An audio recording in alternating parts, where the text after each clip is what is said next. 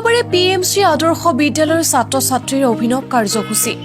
আজি পুৱাৰ ভাগত মইৰাবাৰী আদৰ্শ বিদ্যালয়ৰ অধ্যক্ষ লুৎফুৰ ৰহমানৰ নেতৃত্বত বিদ্যালয়ৰ শিক্ষকসকল, ছাত্ৰ-ছাত্ৰীৰ লগতে অভিভাৱকসকলে মিলি মইৰাবাৰী বজাৰৰ মাজমজিয়াত জমা হৈ থকা আৱৰ্জনাসমূহ চাফা কৰে। প্ৰধানমন্ত্ৰী নৰেন্দ্ৰ মোদীৰ সপোনৰ স্বচ্ছ ভাৰত অভিযানৰ লগত সংগতি ৰাখি আজি এই অভিনৱ কাৰ্যসূচী ৰূপায়ণ কৰে বিদ্যালয়খনৰ প্ৰধান শিক্ষক লুৎফুৰ ৰহমানকে ধৰি ছাত্ৰ-ছাত্ৰী তথা অভিভাৱকসকলে। পৰিৱেশ সুস্থ সবল কৰি ৰাখিবলৈ চাফ চিকুণতা অতি প্ৰয়োজনীয় বুলি উল্লেখ কৰে অধ্যক্ষগৰাকীয়ে। লগতে বেমাৰ আজাৰৰ পৰা মুক্ত হৈ থাকিবলৈ হলে পৰিৱেশ পৰিষ্কাৰ আৰু স্বচ্ছতা কৰি ৰাখিব বুলি উল্লেখ কৰে। লগতে মইৰাবাৰী বজাৰৰ ব্যৱসায়ীসকলক অনুৰোধ জনায় যাতে জাবৰ জোথৰসমূহ বজাৰত নেপেলাই এটা নিৰ্দিষ্ট স্থানত পেলায়।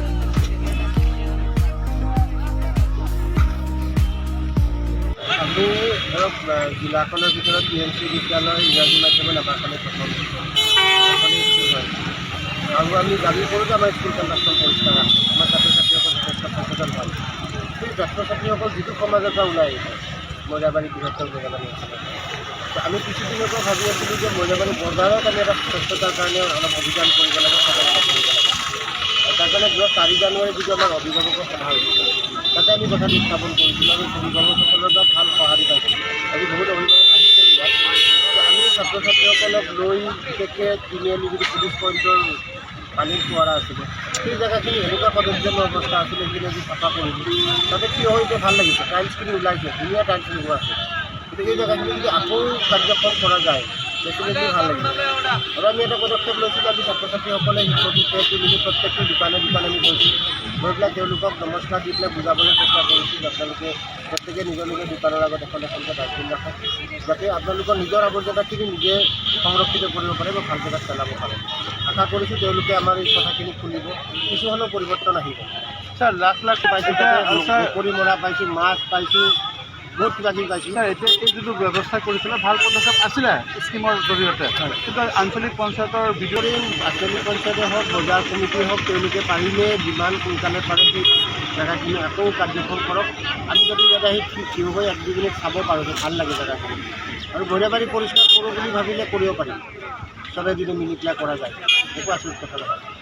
আমি মানে কৰ্তৃপক্ষক দুখ দিয়াৰ লগে লগে আমিও সচেতন হ'ব লাগিব যে আমি ডাষ্টবিনখিনি প্ৰপাৰ ইউজ কৰিব নাজানো।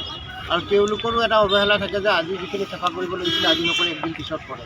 সেই ডেইলি যদি মেইনটেনেঞ্চ কৰা হয়, আমি যদি সঁচা অৰ্থত ডাষ্টবিনখিনি ব্যৱহাৰ কৰোঁ, জেগা পৰিষ্কাৰ হ'ব, ডেফিনেটলি হ'ব।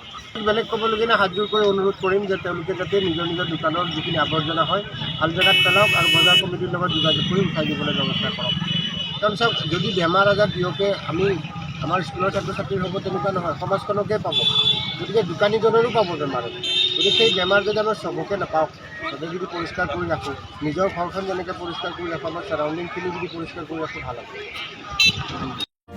নৱবৰ্ষত সোণাপুৰৰ মা তালুকদাৰ ষ্টৰে আগবঢ়াইছে বিশেষ অফাৰ। সকলো ধৰণৰ স্মাৰ্টফোন আপুনি লাভ কৰিব 10% ৰেহাই মূল্যত। আছে সহজ ফাইনেন্সৰ সুবিধা, পাব সকলো ধৰণৰ এক্সেসৰিজ, লগতে পাব open box smartphone, open box iPhone. উপলব্ধ আছে কম মূল্যত ৰিপেয়াৰিং ছাৰ্ভিচ। নতুন বছৰটোত আপুনি বাৰু এটা নতুন স্মাৰ্টফোন ল'ম বুলি ভাবি আছে নেকি? এতিয়াই আহক সোণাপুৰ পুৰণি বজাৰ স্থিত DD কমপ্লেক্সত থকা মা তালুকদাৰ ষ্টৰলৈ। নমস্কাৰ, নৱবৰ্ষৰ শুভেচ্ছা জনাইছোঁ সকলোকে। একচুৱেলি মোৰ দোকানৰ নাম হৈছে মা তালুকদাৰ ষ্ট'ৰ হয়। এইটো আছে আপোনাৰ সোণাপুৰ অল্ড মাৰ্কেট DD কমপ্লেক্সত নিয়াৰ লাভেলা হোটেল।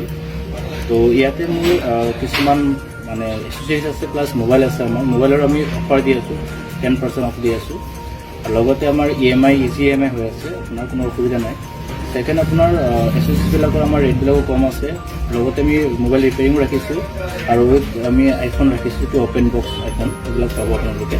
ছেকেণ্ড থিং হ'ল আপোনাৰ মই এই দিনটো আজি এইকাৰণে চিলেক্ট কৰিছোঁ। আজিৰ দিনটো মোৰ কাৰণে 1 তাৰিখটো জানুৱাৰী 1 তাৰিখটো মোৰ স্পেচিয়েল ডে হয়, প্লাছ আমাৰ দোকানৰ বাৰ্থডেও হয়।